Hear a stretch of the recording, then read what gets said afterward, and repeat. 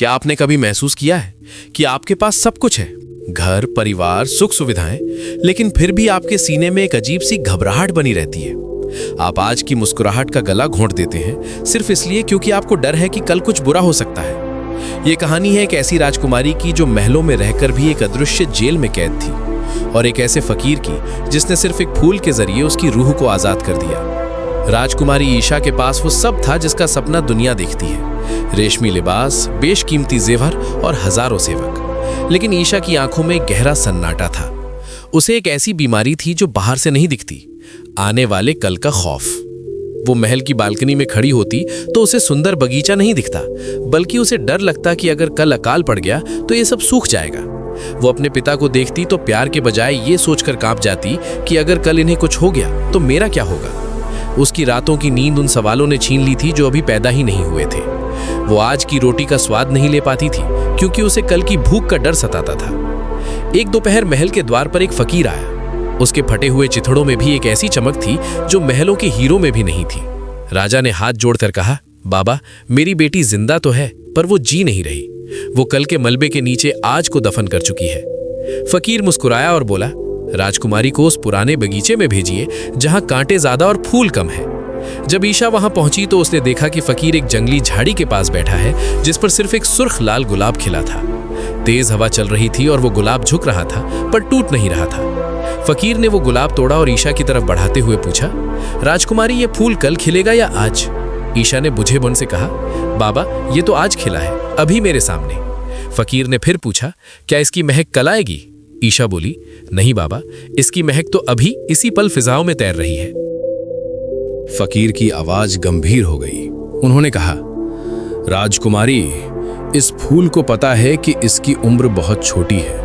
कल तक इसकी पंखुड़ियां बिखर जाएंगी। शायद कोई जानवर इसे कुचल दे या ओस की बूंदें इसे भारी कर दें। लेकिन क्या ये फूल कल मुरझाने के डर से आज महकना छोड़ देता है? क्या ये डरता है कि कल धूप तेज होगी? राजकुमारी चुप रही। फकीर ने आगे कहा, तुम कल के कांटों के डर से आज के गुलाब को मसल रही हो। तुम उस बुढ़ापे से डर रही हो जो अभी आया नहीं, उस तन्हाई से डर रही हो जो अभी कोसों दूर है। याद रखना राजकुमारी, कल की चिंता कल की परेशानियों को कम नहीं करती, बल्कि आज की ताकत को खत्म कर देती है। राजकुमारी की आंखों से आंसू गिरकर उस गुलाब की पंखुड़ियों पर ठहर गए।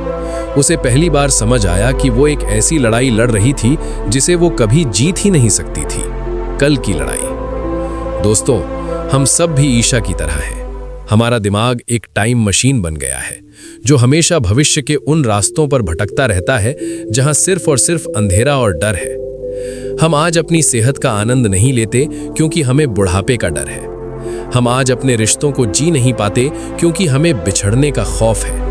हम आज अपनी नौकरी या व्यापार में खुश नहीं हैं क्योंकि हमें कल के मंदी के सपने आते हैं। जरा सोचिए, क्या आज तक आपके कल की चिंता ने आपके कल को बेहतर बनाया है? सच तो यह है कि चिंता उस ब्याज की तरह है जिसे आप उस कर्ज के लिए चुका रहे हैं जो आपने कभी लिया ही नहीं।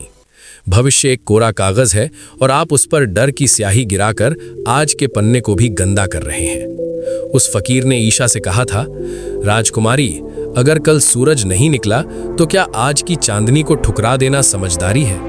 जिंदगी कोई मंजिल नहीं है जहां आपको पहुंचना है। जिंदगी तो वो रास्ता है जिस पर आप अभी चल रहे हैं। अगर आप रास्ते के पत्थरों को ही देखते रहेंगे तो आसमान के तारों को कब निहारेंगे?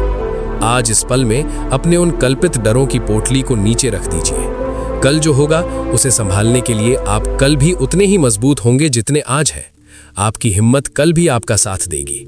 लेकिन अगर आप आज हार गए तो आप कल तक पहुंचेंगे कैसे? उस गुलाब की तरह बनिए जिसे पता है कि शाम को ढल जाना है, फिर भी वो पूरी दोपहर महकता है क्योंकि वो जानता है कि वक्त सिर्फ अभी का नाम है। तो आज अपने डर को आजाद कीजिए और एक लंबी गहरी सांस लीजिए।